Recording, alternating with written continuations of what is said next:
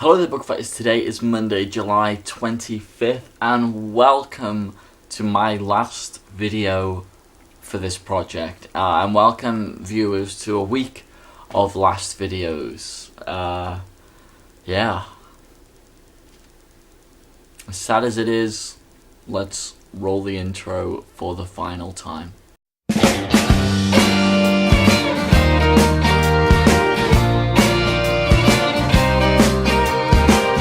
Okay, so last week I didn't post a video because I was insanely busy and there was lots of travelling involved and I wasn't home and I didn't have internet access, and I'm very sorry for that, but the book I read last week does deserve a small mention. The book I read was called Rich Dad, Poor Dad, and it was about why, there are poor people and middle class people and rich people, and what the differences in those people are, and what rich people teach their kids that give them an advantage in life. And it was really, really great, and it really hit home a lot of points for me, and I feel like it's a book that anyone should read who feels like they're just working and they're not getting anything out of it, they're not getting any sense of fulfillment. I feel like this book is the next step. So that's all I'm going to say about that. Now let's get into my top 5 right away. So this top 5 was actually really easy to pick. I went through all the videos and all the books that I'd reviewed, and I made a short list of things which I thought might be in there, and I ended up with 5. Well, I ended up with more than 5, but where I hadn't ended up with 5, it was just like a series, so I'm not going to put individual books in a series in the top 5. So say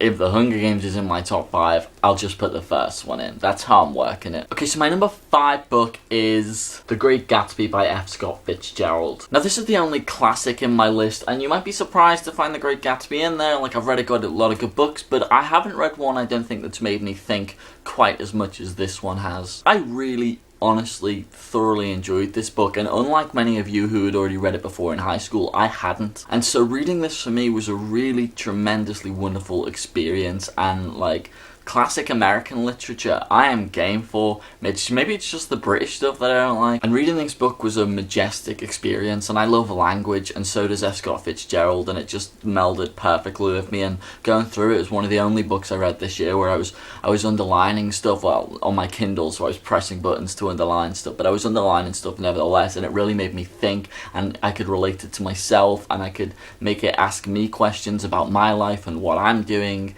and I feel like I was a slightly different person coming out of The Great Gatsby, as well as the fact that it founded a lot of brilliant discussion. So that is my number 5. My number 4, Crush by Richard Seiken. What's so good about this book being my number 4 is that I definitely would never ever have read it in a million years if it wasn't for this project. This was a book that was assigned to me, and it's a book of poetry. I've never really enjoy reading books of poetry. I enjoy reading poetry, but like sitting down to read a book full of someone's poetry, do you know what I mean? It's not something that I do very often. I haven't really put it down since. Like, I read this constantly. Like, if I'm just bored, I've got nothing else to do that day, I'll just pick it up and I'll read some verses and I'll just kind of let it settle with me. And again, it's this love for language, which I feel like comes across in most of my picks, as well as the kind of feeling like you're changed and altered slightly after reading it. And number 3 is The Hunger Games by Suzanne Collins. I actually don't have my copy of The Hunger Games. I lent it out, but this is Mockingjay. And like I said, I mean, you can't really take one without the other. This is a series, and as a series, it is phenomenal.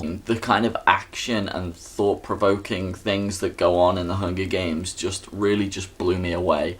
The characters blew me away. The love story blew me away, and I was so involved, and it's one of only 2 books that made me cry this year. And when I say cry, I mean cry. I was a sobbing mess at the end of the Hunger Games trilogy. And I think it's also got to get merit for the kind of conceptual things it comes up with. The world that she creates is stunning. The ideas that she creates are stunning. And like, very believable. Like, I can believe that this is something that's actually happened in the future because of all I know to be true about humanity. And I really had to think hard whether it would come second or third to what is my second is A Game of Thrones. Again, like, I read 3 of them and they kind of mold into one another for me. And the reason I guess I picked A Game of Thrones and A Song of Ice and Fire in the end was, I guess, just because of its complexity. What really sets Game of Thrones apart, not just from The Hunger Games, but from most of the things I've ever read, is its sheer mind-boggling complexity and scale. I've never read another story which has such depth to it. Like, every line that a character speaks has such depth to it, and you end up just pondering over things for hours and hours, and it's such a page turner, and it's such a glorious world to get lost in, and glorious in the sense that, like, you know, it's very interesting, but definitely not glorious in the sense that it's good in any way. Morally, I mean. Reading this book a lot of the time is really kind of hard, again, because you can relate it to real people and real emotions, and some of the decisions that the characters make, especially the evil characters, are horrible, but what's worse is that you can completely see why they made them, and it really makes you ask questions about yourself. So with that said, my number one book this year I have also lent out, so I don't have a copy to show you, but my number one book this year, and this was hard to pick this book because I don't know personally if everyone else will get as much enjoyment out of it as I did. I think they will, and I would hope that they would, but I don't know because it's such a personal thing. I had such a personal experience with this book, and that is The Wrong Boy by Willie Russell. This book for me was the platonic ideal of what a book should be. It was every reason why I love literature. It's a very lyrical book, it's a very poignant book, it's a very believable book. It's the only book that I read this year that made me really, like, produce heartily laughter. Tears of laughter, and then just tears of sadness on the turn of a page, and that isn't an exaggeration.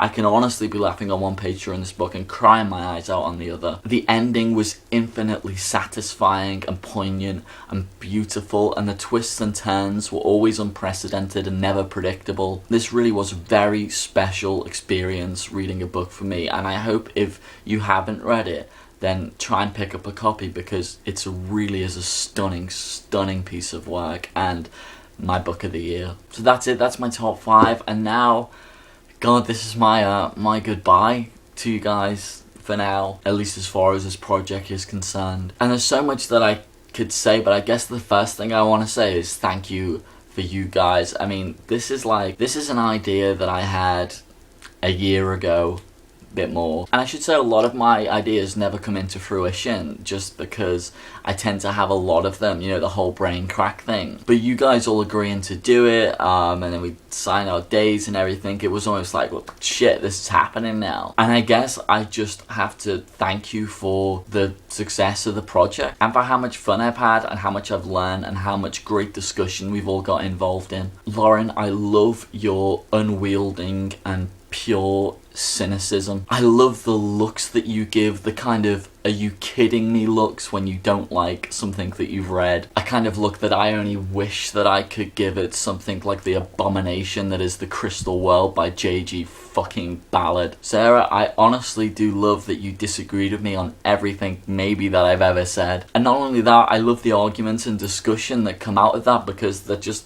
makes people better. It gives us both a broader understanding of other people's perspectives and point of views, and the fact that we can have a 2-hour in-depth discussion, philosophical discussion about the role that Will Schuester plays in Glee, I think is a testament to you, and I wouldn't change it for the world. Katie, I tend to agree with you on like a lot of things that we talk about, and I've got a gift to prove it, because the kind of intellectual discussion that you brought to this channel, I'm just so thankful for. Constantly, your questions made me think about a subject in a way that I wouldn't have done unless you were asking them. And I feel like my views and opinions on certain things are a lot more informed now because of this project and because of you asking the questions that you did. Julia, I love your unbridled enthusiasm.